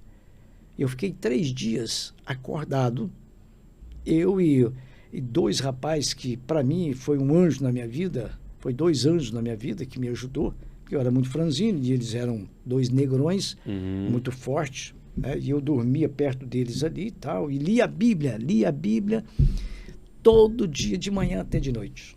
Eu lia a Bíblia 2, 3 vezes no tempo que eu estive nesse período lá. Lia, falava da palavra de Deus para eles e tudo, e eram 2 criminosos que estavam ali para ser sentenciados e tudo, mas 2 irmãos, você vê, 2 irmãos. José Salustiano e Valdir Salustiano. Lembro até hoje. Uau. Se um dia eu puder vê-los novamente, falar de Deus para eles, mostrar quem que eu sou hoje, eu teria o prazer de falar, eu tenho vontade de conectar com esses dois jovens de novo, que foi um anjo. Aí evitou, eles falava para mim, eu durmo, você fica acordado, irmão João, e aí eu durmo, você... E vamos. Revezava. Revezava para me ajudar, para o cara não me matar. Uhum. O cara encasquetou de toda forma, e... Tá, passou essa época, eu falei, oh meu Deus. Aí dia que eu fui sentenciado lá, 5 anos de prisão, lá nesse, eu falei, meu Deus, se eu ficar aqui mais 5 anos, eu vou morrer aqui. Eu tô na cova dos leões. Cara, eu passei todo esse período ali imaginando as passagens bíblicas de Daniel, dos Sadraque, Mesaque e Abednego. Eu vi coisas assim, eu falei, gente, eu tô vivendo aquilo que aconteceu lá atrás. Mas eu não imaginava a obra de Deus que eu estava fazendo ali dentro, porque eu pregava a palavra de Deus. Eu falava as minhas histórias, eu falava do arrependimento que eu tinha de estar ali, de estar fazendo aquilo ali. Aí consegui, minha mãe foi levar meu irmão, que é o caçula, que é o Marcos, que ele teve um problema bateu a cabeça, teve um problema de arritmia, foi levar em Belo Horizonte para fazer uma consulta. E eu e esse irmão não conversávamos, porque uma vez nós discutimos, brigamos e não conversávamos. E já tinha muitos anos de mal. E ele falou, mãe, eu vou, mas eu não vou lá ver ele. Não, meu filho, tudo bem. Aí minha mãezinha foi lá. Minha mãezinha chegou para me ver, cara, o coração dela cortou. Uau. Ela não sabia. Depois de 1 ano que ela recebeu uma carta que eu havia escrito para ela, que alguém passou por lá e alguma pessoa saiu da prisão e levou essa carta para alguém e mandou para minha mãe. E aí ela ficou sabendo. E aí ela foi lá. Ela foi lá, meu amigo, foi a minha liberdade. Ela conversou com esse homem, falou para ele, falou assim, doutor, deixa eu falar uma coisa para o senhor, esse menino é de ouro, esse menino é maravilhoso, ele não é nada disso que o senhor que ele está vivendo aqui, ó, de drogas, tal, essas coisas. Ele pode realmente ter errado, eu não vou dizer para o senhor que ele não tem errado, claro, mas ele é amoroso, ele é bondoso, ele é um menino exemplar, é um menino de Deus esse aí tudo, ajuda ele, pelo menos, ir para algum outro lugar que esteja aí, que tá aí. Eu não deixei ela nem entrar lá no lugar. É tão horrorizante o lugar que lá parece uma cruz. Tem um corredor para cá e outro é tipo uma cruz, parece que é uma cruz de crucificação mesmo, de dor. Uau. É um lugar de dor, de sofrimento, de muito, onde é o ranger de dentes 24 horas. Ali eu senti o inferno, se existe o inferno, da maldade, da falta de compaixão das pessoas. A Bíblia diz que é pior. Pois é. E eu fui para a penitenciária nessa época e tudo, e lá falava de Deus e tudo, e lá me tornei dentista, que até dentista eu fui lá, fui advogado, né, que eu já tinha um conhecimento do direito, e fui fazer habeas corpus, fui rever algumas sentenças, os promotores foram lá, fiz amizade com os promotores gostaram de mim, e acabou eu conseguindo sair daquele lugar pelo que eu fazia. Uau. Eu mostrei o diretor do presídio, eu jogava peteca eu criei lá um sistema de peteca, naquela época veio o auge da peteca no Brasil, né? E aí eu comecei a fazer, falando, não, vamos interagir, vamos fazer do lado de cá, né? Porque tinha o lado prisional, que era dos mais perigosos, mais periculosos, e tinha os que estavam chegando, os que também estavam de semiaberto, né, que estava ali de semiaberto, que já tinha uma conduta melhor. A gente ia separando, filtrando as pessoas. Então eu falei para o diretor, falei para o doutor Clécio, o Aclécio, ele era um baixotinho do meu tamanho, mas era um homem mau todo tanto sem imaginar. Mas, por um outro lado, ele era amoroso, era um cara generoso, mas, porém, se mostrava mal como eu tentei, na minha vida, mostrar que eu era mal. Entendi. Porque os outros me respeitavam porque eu era mal. Era petitinho, mas era mal. Né? Eu dava tiro nos outros, eu fazia maldade, eu batia, incendiava os outros. Naquela época, coisas bárbaras. Aí eu adquiri meu respeito. E assim era, aliás, não era Clécio, era o Dr. Deste Queiroz. Está lá até hoje. quero até, quando for em Belo Horizonte, dar um abraço nele, porque me ajudou muito. E aí, eu ia jogar peteca com ele. E depois veio um outro diretor também, e a gente deu sequências. Nós lançamos esse projeto para que as pessoas começassem a se ressocializar, conviver uns com os outros de forma diferente. Entendi. Existe a possibilidade de conviver sem o crime, sem, Sim. né, ter uma mentalidade diferente, mudar a sua mentalidade de criminoso para uma pessoa de conduta honesta, íntegra e tal, né? E aí fomos para lá. Comecei a fazer isso, depois fui para a diretoria. Tinha um cara lá que tinha um pacto com o diabo, né? Que era o Mauro de Almeida Amaro. Ele tinha matado as filhas, matou a primeira filha, a Paulada, tudo, por causa do diabo mandou ele matar, ele matou. Então conheci coisas bárbaras ali naquela região, mas falava do amor de Deus. E o meu testemunho de amor, de bondade com as pessoas foi me tirando, foi me soltando. Arrumei uma namorada lá na época, a Beatriz, que Deus abençoe essa vida, foi um anjo na minha vida, né? Eu até, de uma certa forma, fui bastante prejudicado no meu relacionamento com ela, que uma pessoa invejosa foi lá e falou tanta coisa ruim para ela, e acabamos, eu com vergonha, acabei não voltando mais na casa dela para se relacionar com ela. Mas uma pessoa que eu devo muito mesmo, vou orar sempre na vida dela, que ela encontre Jesus, que ela tenha já encontrado Jesus, e que ela me perdoe por alguma coisa que eu magoei o coração Amém. dela, né? Amém. Eu vou orar sempre na vida dela. E ela me ajudou a sair de lá. Vim para Uberlândia, fiquei um tempo em Uberlândia, mas, como nós acabamos de dizer há poucos minutos atrás, a questão da influência, dos maus ambientes. Voltei para Uberlândia, achando que, quando eu estava em Belo Horizonte, quando eu estava saindo, eu conheci o Ismael Chucre. Ismael Chucre era um cara de 1,90m, 1,85m, 1,90m, um senhor grandão, parece um coronel, de bigodinho, bem fininho, tipo Hitler mesmo, aquele sistema alemão, mas passava creme no cabelo e aquilo ficava parecendo um coronel, e andava de terno. Só que ele era um cara, ele era um dos maiores descuidistas. Ele era o professor dos descuidistas você sabe o que é o descuidista? 5-5. O 5-5, E ele fazia ali, só que ele era um 5-5, ele era um descuidista de supermercados, de lojas. E ele falou, não, João, eu tenho um negócio aqui que eu ando de carro bom. E ele andava mesmo, andava de carro novo e tal, e coisa. Só que naquela época não tinha câmera. Não tinha as câmeras que tem hoje, né, do supermercado, tudo, aquela facilidade de pegar um indivíduo. Entendi. Então ele pegava, ele andava com a sacola como um coronel, tinha até uma carteira, parece de policial, alguma coisa assim. Então aquele jeitão dele sair de dentro do supermercado com a mochila, ninguém olhava o cara. E ele pegava, ele só comia picanha, a casa dele era abarrotada. E ele tinha alguns farmacêuticos que compravam coisas, cosméticos dele, por exemplo. Então ele pegava... Bem mais barato. Bem mais barato, eu chegava e vendia, então ele vendia. Ele ganhava hoje, digamos assim, 2, 3 mil, 5 mil reais por dia. Uau. O cara era muito doido. E eu aprendi a fazer isso lá e fiz e caí. E caí na 15ª delegacia de Belo Horizonte, acho que do Bairro Preto, parece. Não me engano, não me lembro direito agora. Ou é Venda Nova, um negócio que eu acho que é Venda Nova. E eu caí justamente na delegacia que o doutor Décio de Queiroz estava fazendo um plantão naquele dia. Entendi. Que era o diretor do presídio. Entendi. E eu já tinha saído de liberdade condicional.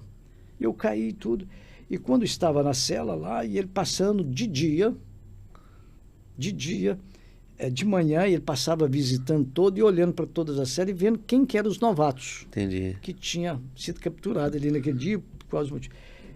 Primeiro ele via a ficha ali, né? Ele via a ficha, tudo, tal, vinha a foto. Aí ele viu a minha foto lá e tudo, tal, e eu com o nome trocado. Eu dei o nome trocado, com outro nome, tal. E aí ele olhou e falou, não, esse aqui é o Joãozinho, cara. Que esse merda tá fazendo aqui, cara? Que merda, Que coisa, que esse cara vai me dar problema? Cara, e o pior é que eu gosto dessa porcaria. E aí ele já rodou, passou por perto, assim, me olhou, eu olhei, a água desceu no rosto, as lágrimas desceram no rosto. Falei, poxa, cara, a minha vergonha era maior do que qualquer coisa do crime que eu estava cometendo ali, que eu tinha vacilado e tal, o vacilo que eu tinha dado, era o arrependimento de estar na presença dele, vacinando uma oportunidade que ele virou para mim e falou, olha, João Luiz, eu quero ver você feliz, porque você é um cara diferente, você é um cara que tem futuro na sua vida, você vai ser próspero na sua vida. Um cara ruim, mau, que cuida só de bandido, falar isso para mim, ele gostava de mim. Entendi. Ele me demonstrou um carinho muito enorme. Aí ele olhou para mim assim, não falou nada. E aquilo aí me doeu mesmo. Falei, não, lascou. Aí os colegas tudo falaram, não, daqui a pouco é a hora do pau. Ele tira, e aqui o pau como? Que naquela época lá era mais liberado, nos anos 70, 80 ali, 80 e poucos. Ainda tinha a gente chamava de pau de arara, né? Sim.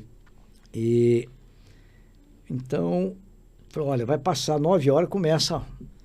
Aí ele passou, mandou me chamar. Chama aquele menino lá para mim, fulano de tal. Aí eu cheguei, estava numa sala como nós estamos aqui agora, ele falou assim, e aí, ô fulano? Até riu na minha cara. E aí, tudo bem? Falou, doutor, nossa, pelo amor de Deus, por tudo que está acontecendo, a minha maior vergonha é de não ter ouvido,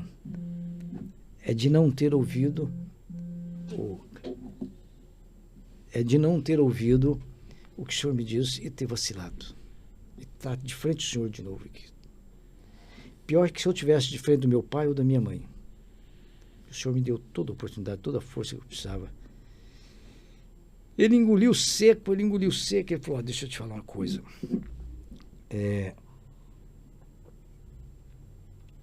Pelo menos você percebeu que eu gosto de você. E eu não quero te ver um minuto a mais dentro de Belo Horizonte. Quando ele falou assim, meu coração,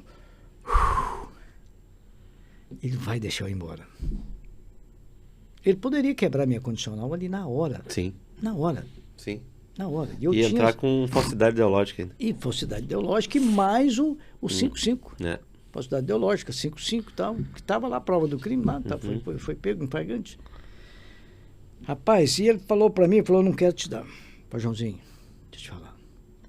Um dia eu quero ver falar bem de você. Uau. Um dia eu quero ouvir falar da sua história, mas uma história diferente. Por favor. Não vacila mais não, velho. Você é um menino de ouro, cara.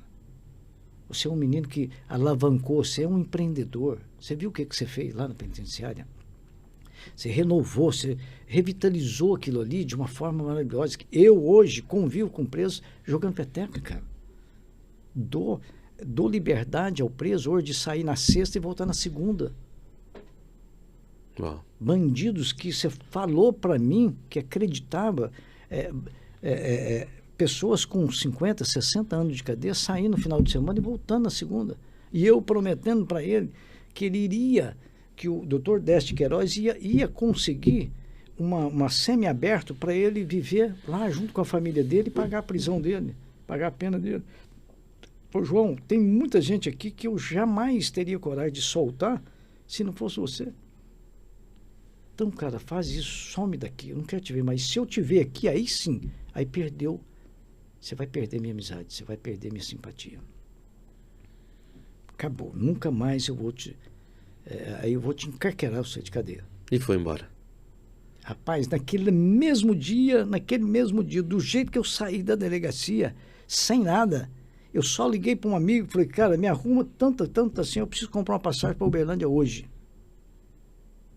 Eu falei, bom, é o único jeito. E se ele me vê aqui, ele era o homem mais esperto dentro de Belo Horizonte, o delegado mais esperto, ele tinha contato com tudo e com todas as coisas.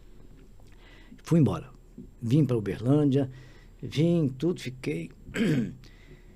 Passado uns anos de Uberlândia, conheci uma gaúcha e tal, mas o problema, Diogo, de grandes presidiários, de ex-presidiários, onde eu falo que nós precisamos trabalhar muito dentro das penitenciárias. A estrutura. A estrutura, tanto a natural como a psicológica e espiritual. E o pós. E o pós. Você falou tudo, o pós. Porque quem está dentro da delegacia, ele está na maior faculdade de criminalidade que existe. Isso, muitas pessoas dizem, psicólogos, pastores, policiais, delegados falam, olha, isso aqui é a maior escola de crime que existe. Se o cara não sabia, ele vai aprender. E se ele não vai aprender, por quê? Ele não tem nada que ele está fazendo lá dentro. Ele não aprende uma computação, ele não aprende a falar um português, ele não estuda, ele não sabe de nada. Ele está ali só ociosamente, tá? Pensando, o que eu vou fazer lá? Ele não sabe nada, ele não tem uma formação, ele não tem uma profissão. Então, ele vai sair dali, pode ter certeza que é mais um que vai dar problema. Então, o sistema prisional, o sistema judiciário, ele é falho, e ele está falido, totalmente falido, porque ele não regenera ninguém, e a sociedade não abraça ninguém. A sociedade não abraça ninguém. Cada vez que passa, ela está mais cruel, mais sanguinária. Não, eu quero saber de problema de alguém? Não, eu estou custando dar conta da minha. Jesus também mal estava dando conta de passar pelo seu trajeto ali para cumprir o propósito dele lá na frente. Então não é fácil para ninguém. Não é fácil para ninguém. Para a família, principalmente. Uma família sozinha hoje, ela muitas vezes está desestruturada. Porque o marido, às vezes, não tem um apoio da mulher. Não é só um apoio moral, não é só um apoio financeiro, mas é um apoio sexual, que às vezes um apoio conjugal, aonde que ela não tem prazer de ter um momento sexual com o marido, ela não transmite isso para ele mais, ele é um cara rejeitado. A rejeição é um dos piores fatores na vida do ser humano, principalmente quando ele está saindo das drogas. E isso é importante. Quantos maridos estão nas drogas aí, a mulher não tem cabeça, por quê? Porque ela está indo pela rejeição. Ela começa a rejeitar ele justamente aí. Ô, meu amigo, deita aqui no meu colo. Vamos. Na hora que ele está mais precisando, que ele está drogado, que ele não está dando conta, ele caiu de novo. Cara, dá um voto de confiança para ele. Não altera a voz, não seja indiferente com ele. É o ato do amor, é a palavra do amor. A palavra do amor, nada substitui ela. Ela dói, ela corta no mais profundo da alma. Ela corta mesmo. E aí a pessoa que realmente está precisando ali é um medicamento, assim, que cura a alma. Exatamente. Não é? Então, eu vejo isso aí hoje. A gente precisa centralizar as nossas ideias no reino de Deus, nas pessoas que estão precisando de nós. Faz todo também um contexto em relação a seu João. Essas pessoas, elas... O pós, quando a gente fala, né, o pós é sair daquela estrutura, né, e trazer um respaldo para essas pessoas também ter um destino diferente daquele, pelo menos ter a possibilidade, né. Hoje a gente como igreja, a gente precisa muito forte, porque dentro da igreja hoje, graças a Deus por isso, existem muitos empresários, pessoas fortes nos seus ramos, naquilo que eles fazem, né? E em si trazer um projeto onde separe um olhar clínico para esse lado, porque todos nós somos ex alguma coisa, seu João. Claro. Entendeu? Tudo. A gente tem que parar um pouco de esquecer o que nós fizemos lá atrás, né? Quando encontramos a Cristo, e achar que existe um pecadão, né? O fulano foi preso, então o pecado dele é muito mais agressivo que o meu. Então não tem por que eu simplesmente ajudar e olhar para ele que se acerte. E o olhar de Jesus nunca foi desse jeito. O Pai é nosso. Assim diz a oração perfeita. Exato. Pai nosso que está dizendo. Não é o Pai meu. O problema é que muita gente está olhando as coisas com Deus no singular. E a ideia sempre de Cristo foi sempre no plural. Então, o olhar clínico para essas pessoas, ela tem que mudar de um jeito onde que a gente tem que pensar, rapaz, se um dia eu tive uma oportunidade, por que também não ser uma ferramenta de oportunidade para cara outros desse? Claro. Exato. Eu também entendo que tem muita gente que já se colocou nesse lugar em fazer algo e morderam a mão. Nossa. Acontece. Mas um dia também acreditar nessa pessoa, né? Um dia também deram essa oportunidade. Eu acho que a grande chave aqui, seu João, é a gente entender que a gente, se levamos um tapa no lado da face, a gente exercitar o outro lado da face. Exercitar o outro lado. Porque isso é palavra. Isso é palavra do Senhor. Ninguém está inventando, ninguém está trazendo algo teórico. Não. É algo que um princípio, não é simplesmente a gente botar no literal. Ó, me dá um soco, agora me dá outro. Não. Não. São coisas da vida que a gente vai dar oportunidade e de repente vai morder nossa mão, mas não é por isso que a gente vai deixar de dar oportunidade.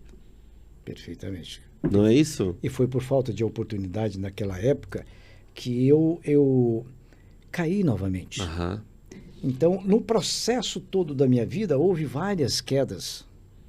E a última queda que eu tive, quando voltei para Uberlândia, que eu acabei conectando com o pessoal do Rio de Janeiro, e aí foi a minha outra queda, por não saber dizer não. Porque a maior parte das pessoas que vivem no mundo sendo aprisionado pelas circunstâncias, né? Pelas circunstâncias más da vida, é por esse fator. Eu não sei dizer não. Como eu não soube dizer não naquela época, no meu caminhar todo e por essa última, que a minha mãe ainda disse para mim, filho, não vai. Alguma coisa Deus está falando para mim, não vai. Ela fala Nossa Senhora, né? Minha santa está falando que não é para você ir. E eu sabia que Deus estava tocando o coração da minha mãe naquele dia para eu ir. Ela falou assim, não, você pode falar que não vai. Mas eu não sabia dizer não para ninguém.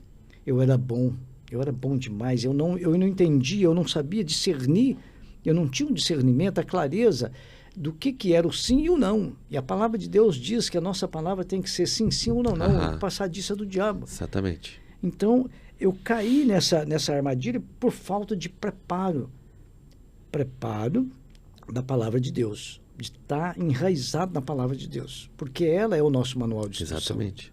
Se você ler, se você compreender, pedir discernimento a Deus, você vai ter o discernimento do que é o certo e o errado. Não tenha dúvida. E naquele dia eu me envolvi com esse pessoal, por falta de dinheiro, não estava trabalhando, é igual nós acabamos de falar, a ociosidade do ex-presidiário é tamanha, e a sociedade não abraça, porque se ele vem trabalhar com você e se ele peca uma vez, você já se fala, não dá certo, não quero saber desse cara mais não. Então nós não temos o amor que Jesus teve conosco, e tem sempre, né? Nós não temos essa paciência, Deus vai nos cobrar isso. Deus vai nos cobrar isso.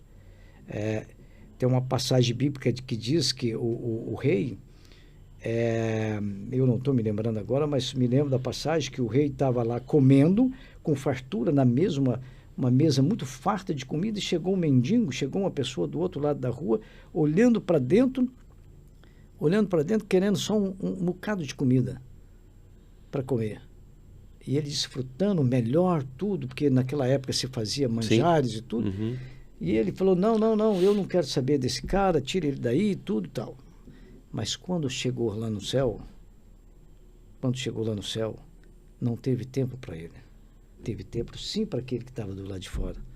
É como se diz, Jesus fala, você não tem tempo para mim, você não tem paciência comigo, você não me dá, você não reparte comigo o que você tem, você não pratica a justiça, você não foi justo comigo lá naquele momento. E Deus está falando pela sociedade, se atine, se liga, porque vocês não estão tendo paciência, vocês estão, você passa num sujeito, tem uma Ferrari, tem uma Porsche, tem uma coisa, tem uma outra. Se você for lá pedir um prato de comida para ele, ou se você estiver no restaurante, os próprios seguranças dele, quem está ali vigiando o restaurante não deixa você entrar. Ele pode estar te olhando lá de dentro, ele não faz o mínimo esforço, a mínima vontade de te atender. Entendi. Então a sociedade está assim.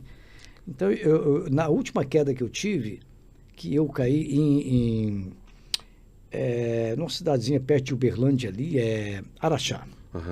Em Araxá, nós fomos para lá com esse pessoal do Rio de Janeiro. Eu sabia de uma joalheria lá, que o cara tinha muito ouro naquela época, e esse pessoal do Rio de Janeiro queria fazer alguma coisa, e eu, achando que era muito especialista naquilo que fazia, muito conhecedor, né, na faculdade do crime, o problema é que o ex-presidiário sempre acha que ele sempre aprendeu.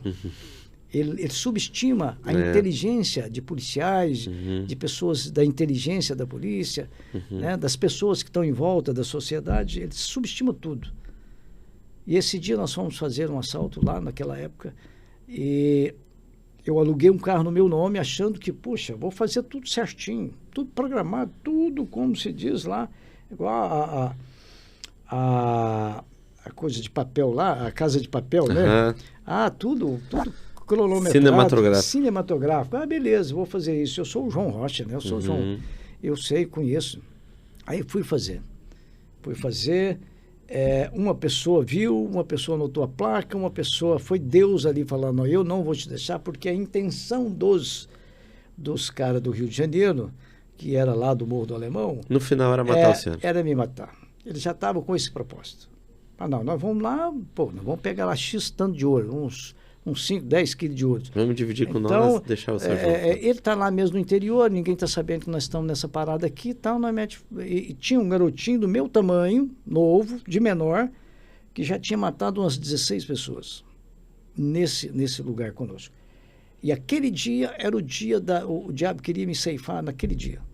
E aí nós fizemos tudo, correu tudo certo, tudo bem bacana. Saímos, a mulher anotou a placa, ligou em Uberlândia, a polícia já deu o alarme e tal. Aí uma pessoa falou, eu vi a placa, tinha um carro aqui parado assim, tal, foi ver. Aí chegaram em Uberlândia, tinha 32 viaturas me esperando lá no local. Já tinha ido na minha mãe ficou apavorada, porque já sabia, estava no meu nome, tinha o meu endereço. Foi na minha mãe, cercaram o quarteirão inteiro, aí cercaram onde eu estava, lá na locadora, que era a Localiza. E, rapaz, aquilo foi o final da minha vida. Foi o final da minha vida. Quando eu tentei correr da locadora, que eu deixei o carro, que eu senti, que eu vi um carro de polícia, que eu senti, eu larguei o carro e saí correndo. Eu falei, eu vou dar um pinote aqui, e saí dando um pinote. Aí, policiais cercaram toda a área, todo o quarteirão, né? Eu dava uns 3, 4 quarteirões, cercaram, e naquela ali aí a polícia veio contramão. Eu correndo, tomei outro carro de assalto ali naquela hora, troquei, virei contramão, saí, e 2 quadras para baixo, um tiroteio. E aí, quando eu cheguei no local, um cara que era o sargento, na época ele era sargento, que era o sargento Fernando, Fernandes, né, o nome dele é Fernandes, não sei, e ele me enquadrou, mandou parar tudo, parou, me apreendeu, falei, João, casa caiu, o que você decide? Ninguém tem ninguém aqui. Ou nós te matamos agora, ou você se rende. Aí eu peguei na mão dele, ainda olha só que astúcia que eu tive. Eu peguei na mão desse homem, falou, sargento, eu me entrego, tá? Esse cara me prendeu, pôs na viatura dele, não me pôs lá atrás, me pôs sentado no banco, um policial de carro ou de carro, me levou e foi conversando comigo. Até a delegacia. Foi conversando comigo, conversou comigo, falou, cara,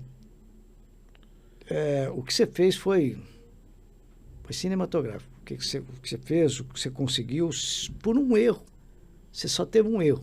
Disso foi da pessoa, viu, e você ser preso aqui agora. Mas ele falou para mim, olha, isso é Deus na sua vida. Uau. Isso é Deus na sua vida, porque o negócio, a ordem era para te atirar de toda forma, porque nós sabíamos que você estava com uma turma do Rio de Janeiro. E cadê os outros? Eu falei, não sei, cada um foi para um lado, e como viu vocês aqui, tudo, porque a gente nunca chega junto. Agora, quem é também eu não sei, porque a gente, quando faz uma transação dessa, não sabe o nome de ninguém e tal. Me levou, não tomei um tapa. Mas essa situação me custou 9 anos. Uau. Me custou 9 anos em regime fechado. 9 anos. Então, nesse período aí foram 15 anos, 14, 15 anos. Então, dessa vez, quando eu saí, aí eu consegui, com a minha comunicação que Deus me deu, que Deus está me falando agora e me cobrando, falou, querido, eu já te dei o dom que você tem, é o dom de comunicação. Então, fala para o mundo inteiro, eu vou te usar. Uau. E hoje aqui está sendo a minha libertação, a minha superação, o final da minha superação de tudo e de todos. Porque desde esse dia eu cumpri lá 2 anos e meio, 3 anos, eu saí, consegui sair. E dia que eu saí, que eu comecei a viver outra vida, eu comecei a andar na cidade, estava de condicional, comecei a andar na cidade. Um dia eu falei, cara, eu tomei nojo. Você sabe o que é tomar nojo? De preso, de pessoas imunda. Porque o preso é um ser humano imundo. Ele está sujo, ele está cheio de pecado, ele está cheio de coisas maléficas. Então, uma prisão, ela cheira o inferno. Ela cheira o inferno, ela cheira enxofre 24 horas. É a coisa mais depressível, deplorável, né? A expressão correta, deplorável. Então eu tomei nojo daquilo ali. Lá dentro, enquanto eu estava lá, isso foi acontecendo comigo. Na prisão de Uberlândia, no tempo que eu fiquei lá respondendo outros processos, hoje era para eu estar aproximadamente com 280 anos de prisão. E Deus me libertou. Uau. Deus colocou a mão e falou, olha, chega. Hoje eu estou te libertando. Hoje eu estou pondo a mão na sua vida. Hoje eu estou te dando a sua carta de liberdade.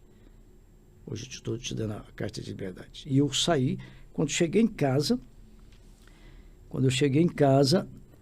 depois de ter passado esses momentos, eu já tinha saído, já estava saindo e tal.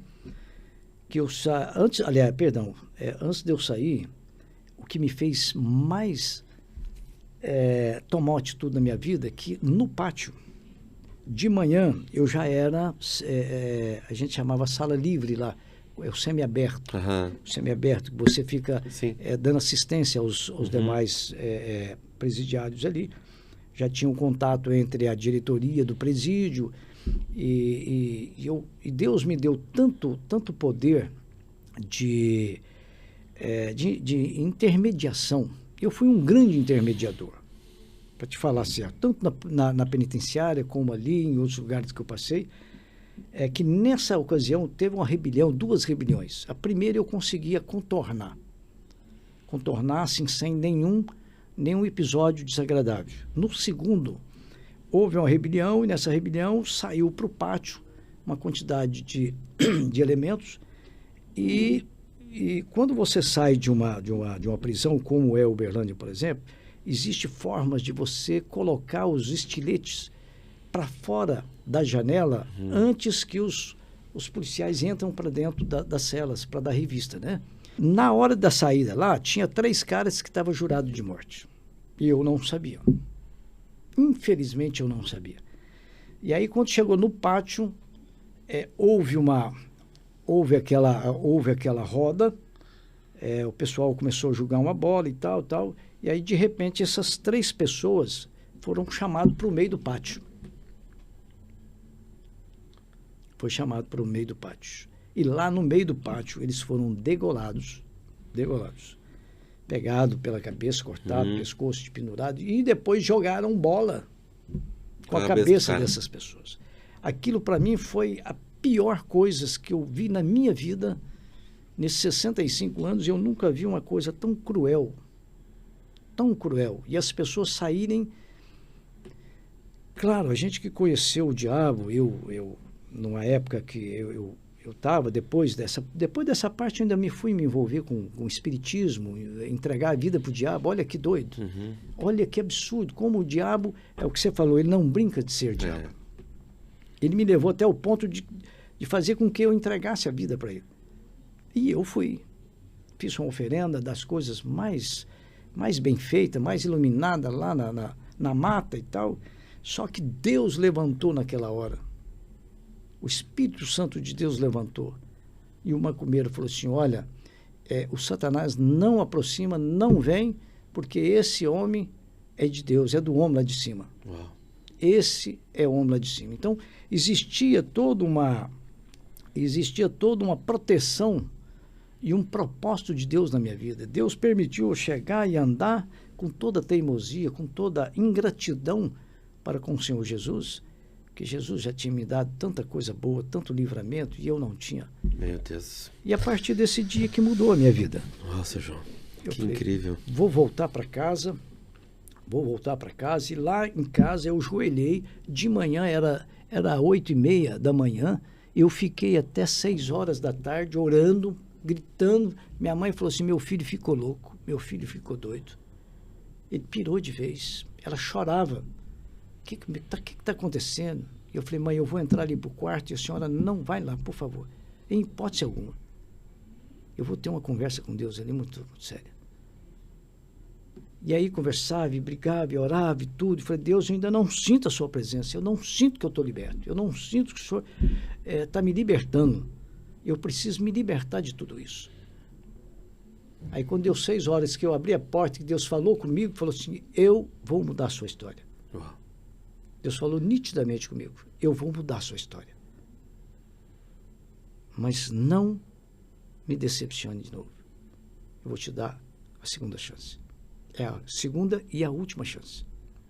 E a partir daquele dia, quando eu saí, a minha mãe, eu falei, pai, e fala comigo.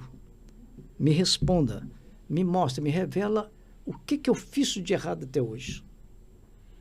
E ele falou na boca da minha mãe, uma mulher católica, né, mas estava ali orando por mim. Uhum. Ela falou assim, filho, me abraçou tudo, falou, filho, mamãe vai só te falar uma coisa. Você precisa mudar a sua vida, a sua palavra. Sua palavra tem que ser sim, sim, não, não.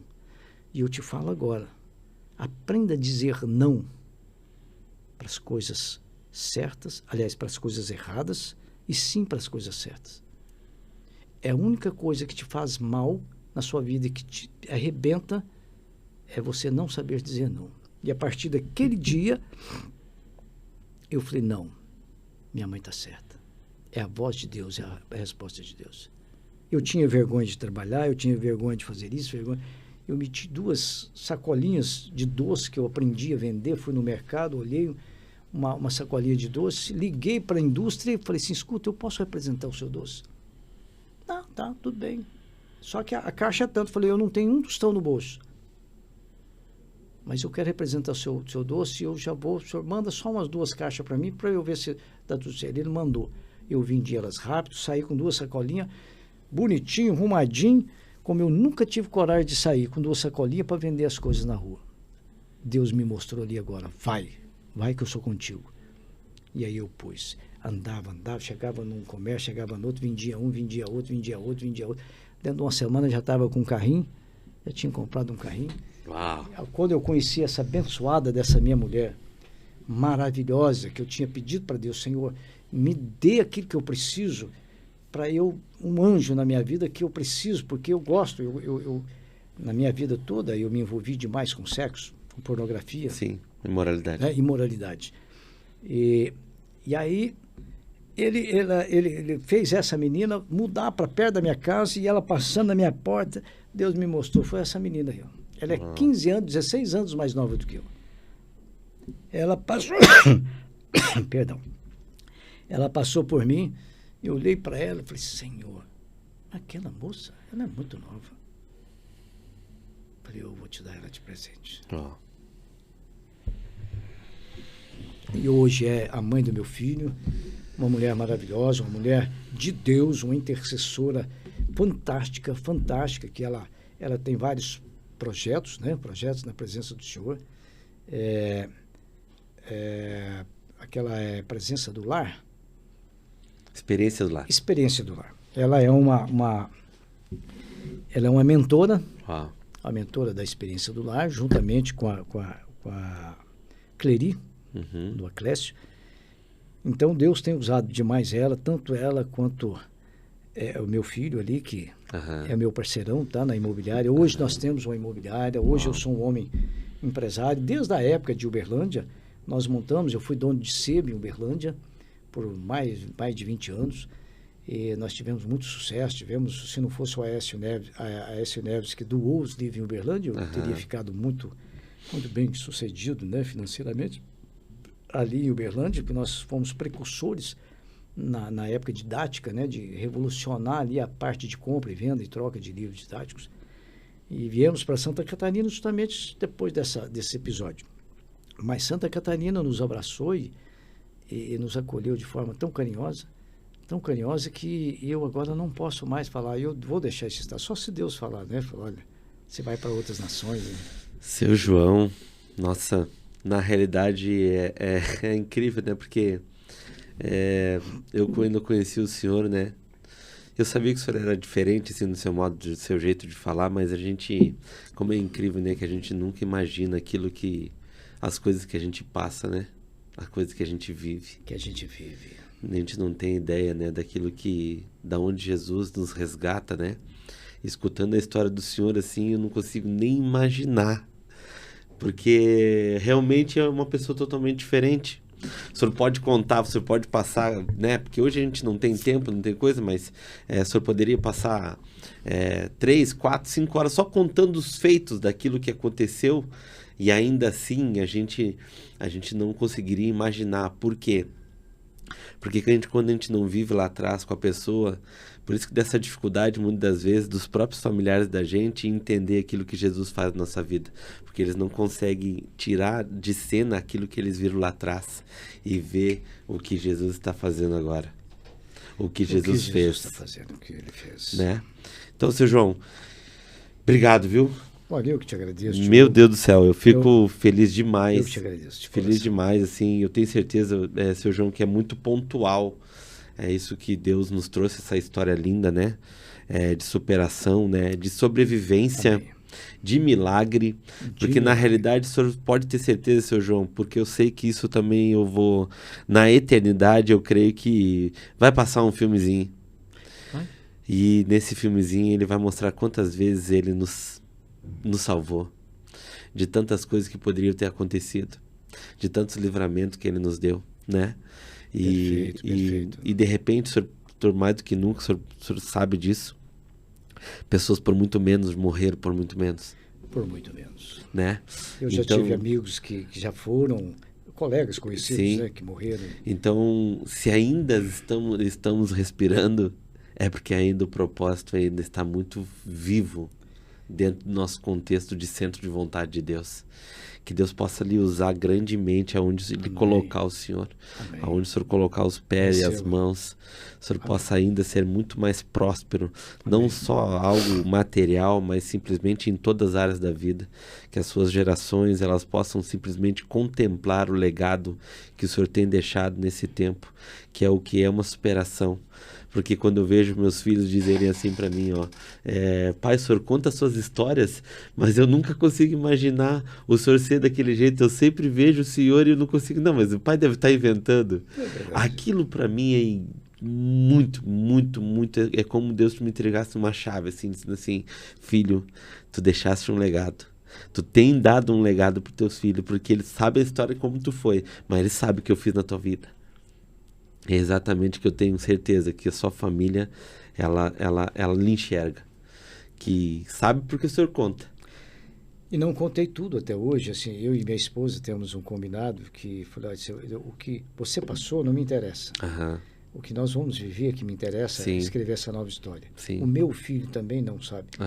E agradeço ele demais, ele e minha esposa, por ter me encorajado de ter vindo aqui contar minha história, porque Deus tem me incomodado isso. Deus tem me incomodado. Olha, eu não te trouxe até aqui para você omitir e esconder isso que eu fiz na sua vida. Sim. Essa superação. E contar para as pessoas que eu sou Deus. Amém. Que eu posso fazer. Exatamente. Que você pode tudo em mim que te fortaleço. Exatamente. Então, eu quero te agradecer pela oportunidade de iniciar aqui Hoje eu estou iniciando. Em nome de Jesus, eu estou iniciando o caminho de volta. Amém. porque existe um caminho. Se as pessoas, os pais que estão nos assistindo agora, os filhos, os jovens, aquele que está realmente perdendo a sua identidade, que já não está achando graça em mais nada da vida, a graça está no Senhor Jesus. Exatamente. A graça está no andar com Jesus, caminhar com Ele, né? Pela praia, pela areia, pelo asfalto, né? Eu, por exemplo, hoje tenho uma Shadow, que comprou uma Shadow e gosto de uma moto. Então, quando eu estou andando, eu falo, Senhor, eu vou orando, eu vou louvando a Deus. Eu falo, Senhor, que liberdade que eu tenho hoje. Quantas pessoas estão num cárcere hoje e não pode ter essa liberdade. Mas eu prometo a Jesus que a partir de agora, de hoje, eu vou levar a palavra dele nos presídios, eu vou levar onde quer que eu possa, que ele me confiar em levar, eu vou abrir minha boca. Porque o que ele já pôs dentro de mim, eu preciso pôr para fora. Uma dica. Amém. Tem que escrever um livro para ontem. Aleluia. Caminho de volta, já tem o título aí. Eu te agradeço muito, porque eu lembro que lá na igreja, quando eu te conheci, eu ainda te procurei e falei, poxa, eu tenho alguma história para contar. Mas não era o dia. A gente não tinha nem noção, né? Não tinha nem noção. E você me deu toda a atenção, todo o carinho, mas você estava debaixo, né, de uma autoridade que era o Canidia, e nós tínhamos que respeitar toda essa questão. Mas Deus te trouxe para cá, para também te levar e te usar para que você realmente faça isso. Um programa como esse, um podcast, que existe um poder de superação em tudo, em todas as coisas. Tudo passa. Só não vai passar a palavra de Deus. Né? Obrigado, seu João. Querido, Deus te abençoe. Que Deus te abençoe. Em nome de Jesus, obrigado pela oportunidade. Que Deus continue te usando grandemente. Tá? Que toda essa sociedade, que toda essa região, que todo esse Brasil que te ouve, que te assiste, que realmente entenda o propósito de Deus na sua vida. Amém. Em nome de Jesus. Um abraço. Deus abençoe, Foi um prazer enorme. Obrigado, viu? Amém. Deus abençoe. Amém. Pessoal, mais uma história incrível, né? Algo edificante, né? A gente sempre monta uma mensagem, a gente sempre, devido a tudo aquilo que a gente escutou, a gente sempre fala algo, o que mais toca, né? Aquilo que mais nos chama atenção.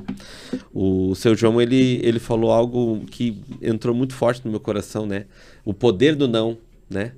O poder de dizer sim e não para as coisas, né, que aparecem na nossa vida. Então, de repente, hoje, se você cuide com as propostas, né? Às vezes as propostas, por mais edificantes que possam parecer, se não for perguntada para Deus antes, não se mova, gente. Porque muitas vezes o não, para algumas coisas que a gente parece muito abençoada para a nossa vida, ele faz com que a gente vá em níveis assim muito forte, né, com Deus. E você hoje que de repente está passando por uma situação onde você não tem como dizer esse não, porque parece assim como fosse algo assim que se você não falar esse não, as coisas não vão acontecer na sua vida. Vá para o secreto.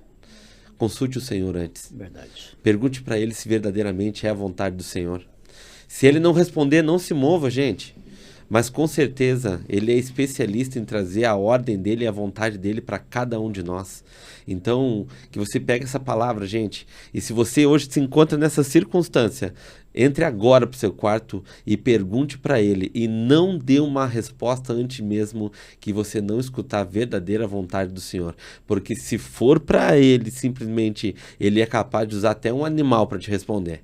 Como Ele já usou na Bíblia. Mas não se mova sem uma resposta dele.